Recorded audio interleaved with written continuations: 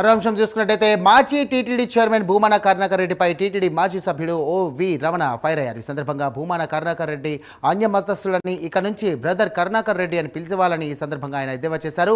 భూమనకు మహావిష్ణు విగ్రహానికి స్క్రాప్ శిల్పంకు మధ్య తేడా తెలియడం లేదని ఈ సందర్భంగా ఆయన విమర్శించారు. సాంప్రదాయాలు ఆధారాలతో కూడా ఆచారాలపై కూడా భూమన వ్యాపారం చేస్తున్నాడని ఓ.వి. రమణ ఆరోపించారు. కార్పొరేట్ దళారులను పెంచి పోషించి భూమన ఈ సందర్భంగా మోసం చేస్తున్నారని ఆయన ధ్వజమెత్తారు. వ్యాపారం చేసిన ఘనుడు ఎవరైనా ఉన్నారంటే ఈ దేశ చరిత్రలో ఇప్పటి వరకు కూడా ఆ పాలక మండలిలో పనిచేసిన ఏ అధ్యక్షుడు కానీ చివరికి సభ్యుడు కానీ చివరికి తిరుపతిలో ఉన్న గంగమ్మ గుడి చైర్మన్ కానీ సభ్యుడు కానీ అదే దేవస్థానం పైన విమర్శనం చేసిన ఒక్కడంటే ఒక్కడు కూడా ఇంతవరకు దేశ చరిత్ర లేదు. అది ఒక్క కరుణాకర్ రెడ్డికే చెందుతుంది ఆ ఖ్యాతి.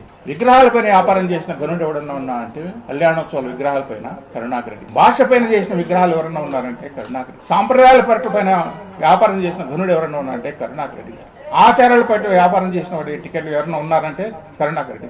కార్పొరేట్ దళారీ అనేది వ్యవస్థను తీసుకొచ్చిన వ్యవస్థ ఎవరైనా ఉన్నారంటే కరుణాకర్ రెడ్డి. వీటన్నిటికి చెప్పిన మాటలు ప్రతి మాటకు నేను కట్టుబడి ఉన్నానని చెప్పి చెప్తాను. కార్పొరేట్ దళారీ అనే పదం ఎందుకు వాడాల్సి వచ్చిందిగా 7 దర్శనంలో మీ పాలక మండలిలో నేను కూడా భాగస్వామ్యం కనుక నేను కూడా సభ్యుడు కనుక 7 టికెట్లు ఆఫ్లైన్లో ఆన్లైన్ కాకుండా ఆఫ్లైన్లో కొన్ని వందల టికెట్లు జరుగుతుంటే పట్టుకునే నాకు ఎలాంటి బెదిరింపులు వచ్చాయి నాకు తెలుసు. ఆఫ్లైన్లో టికెట్లు కొనుక ఎన్ని కోట్ల రూపాయలు ఆ వ్యక్తి ఇంకా బతికే ఉన్నాడు. ఆ వ్యక్తి ఎవరు అని మీకు అందరికీ తెలుసు, ఆయనకు తెలుసు. రాజకీయం కోసం దేవస్థానాన్ని వాడుకోవటం ఎందుకంటే దుర్మార్గమైన విషయం.